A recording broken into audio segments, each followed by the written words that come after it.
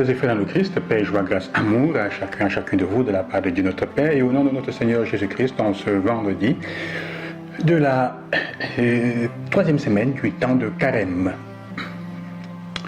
Aujourd'hui, le texte de l'Évangile qui nous est proposé revient et commence avec cette question importante d'un docteur de la loi. Quel est le premier de tous les commandements? En fait, il demande à Jésus quel est le commandement le plus important. Le premier veut dire quel est ce qui donne raison d'être à notre vie. Qu'est-ce que nous devons mettre en pratique qui soit le fondement même de notre foi aussi, de notre séquelle là, du fait que nous soyons des disciples de Jésus. Alors, ça peut sembler être une demande escomptée, parce que notre vie semble remplie de beaucoup de choses qui semblent importantes à faire, qui semblent justes à faire. Mais à un certain point, nous avons besoin de comprendre ce qui devrait avoir la priorité sur tout, ce qui devrait donner l'esprit à notre action, ce qui devrait orienter notre vie et notre agir. En fait, on devrait savoir quel est l'esprit de notre action, ce qui est le fondement de tout ce que nous ne devrions jamais perdre de vue. Si nous réalisons avec calme cette réponse de Jésus, nous nous rendrons compte que la réponse de Jésus donnant, écoute Israël, le Seigneur ton Dieu est unique, tu aimeras le Seigneur de tout ton cœur, de toute ton âme, de toute ta pensée et de toute ta force. Et le second, le plus important, tu aimeras le Seigneur ton prochain comme toi-même. Et il n'y a pas un autre commandement plus grand que ceux-là. Alors si on regarde un peu ce que Jésus dit donne comme réponse, nous nous rendons compte qu'avant cela, ce qui précède cette réponse, il y a d'abord la question de l'écoute. Écouter, hier on parlait de l'écoute déjà. Combien important est écouter, parce qu'après, écouter te permet d'avoir la vérité sur tes lèvres et sur ta langue, comme disait le texte. L'écoute, c'est se mettre dans une attitude réceptive, d'accueil. C'est ça la question. Seulement ceux qui acceptent quelque chose, ou plutôt, seulement la personne qui accepte d'écouter, de recevoir quelque chose, il n'y a que cette personne qui peut aussi après la donner aux autres. On peut le dire comme ça. Alors, l'amour que Jésus indique n'est pas seulement quelque chose, on peut dire de génial, de genuine, la relation entre verticale et horizontale. Ce n'est pas seulement une chose géniale qui tient ensemble la relation horizontale avec la celle verticale. Non, ce n'est pas seulement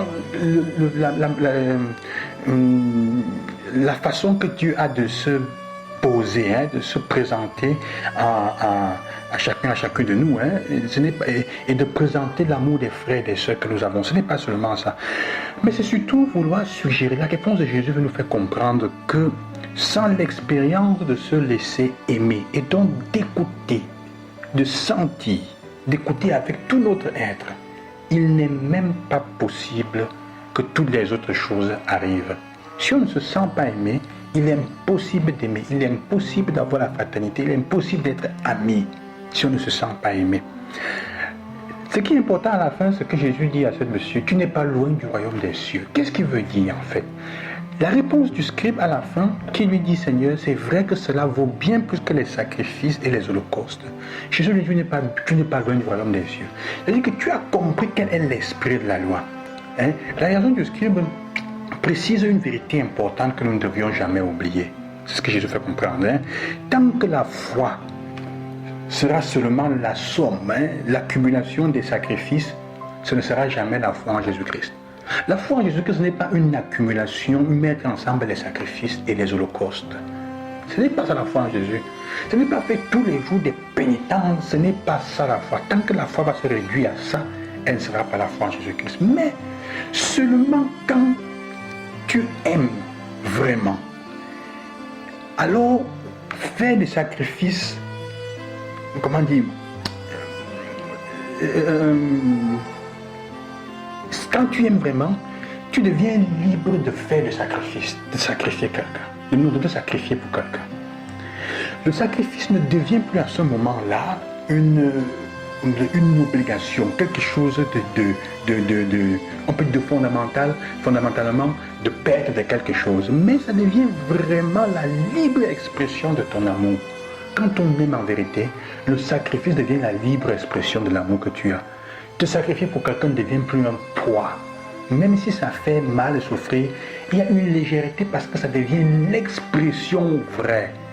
C'est pour ça qu'il dit l'amour du prochain et de Dieu vaut bien plus que les sacrifices holocaustes parce que le sacrifice holocauste prend sa vraie position et sa vraie forme comme expression libre de la liberté d'aimer, comme la libre expression de l'amour envers quelqu'un. Parce que sacrifier, c'est un choix. Alors, ça fait que l'amour devient un choix, une décision. Ce n'est pas une question sentimentale avant tout.